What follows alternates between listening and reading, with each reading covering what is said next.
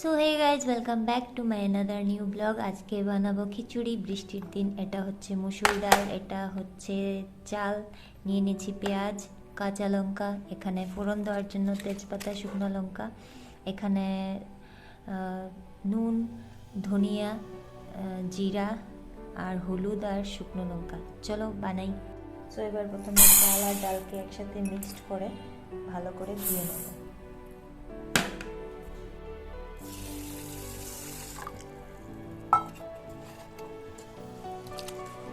ভালো করে ধুয়ে নেবো, চাল আর ডালকে একসাথে মিশিয়ে 2-3 বার করে ধুয়ে নেবো। সো চাল ডালগুলো ধুয়ে একদম ফ্রেশ। এবারে শর্টকাট খিচুড়ি। এটা নিয়ে নিয়েছি কুকারের মধ্যে সব।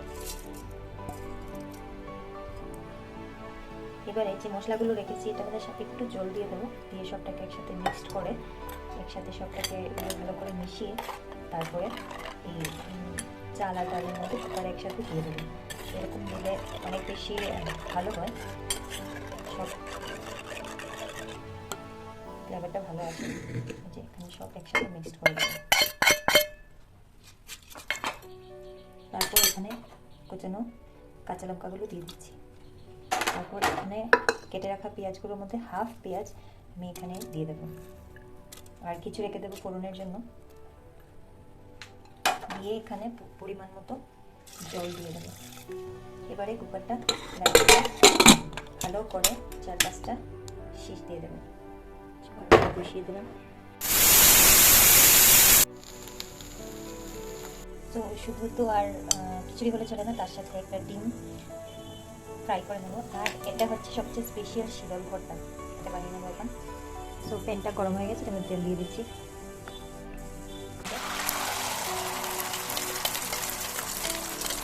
তো এবার আমার ডিম ফ্রাইটা ডান। দেখতে পাচ্ছ কি সুন্দর বড় হয়ে হয়েছে। সো দেখতে পাচ্ছ খিচুড়িটা একদম হয়ে গেছে। এবার এটাকে সম্বাস দিয়ে দেবো। খুব সুন্দর হয়ে গেছে।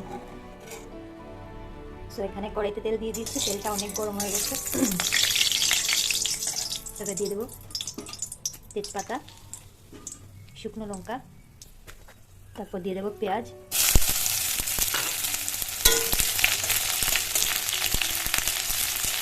এত ঝাঁজ হচ্ছে আমার গলা বসে গেছে। তারপরে সব একসাথে কুকারেই ঢেলে দিয়েছি। দেখো কি সুন্দর কালার এসেছে।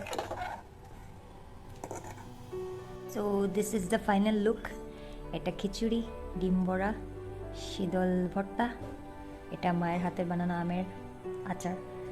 সো দেখো কেমন লাগছে। আমি একটু টেস্ট করে বলি তোমাদের কেমন লাগছে। Really amazing. নিজে রান্না করে নিজে বিশ্বাস হচ্ছে না, এত টেস্টি হয়েছে। সো আজকে ব্লগটা তোমাদের কেমন লাগছে জানাবে। সবাই ভালো থাকবে, সুস্থ থাকবে। Bye bye.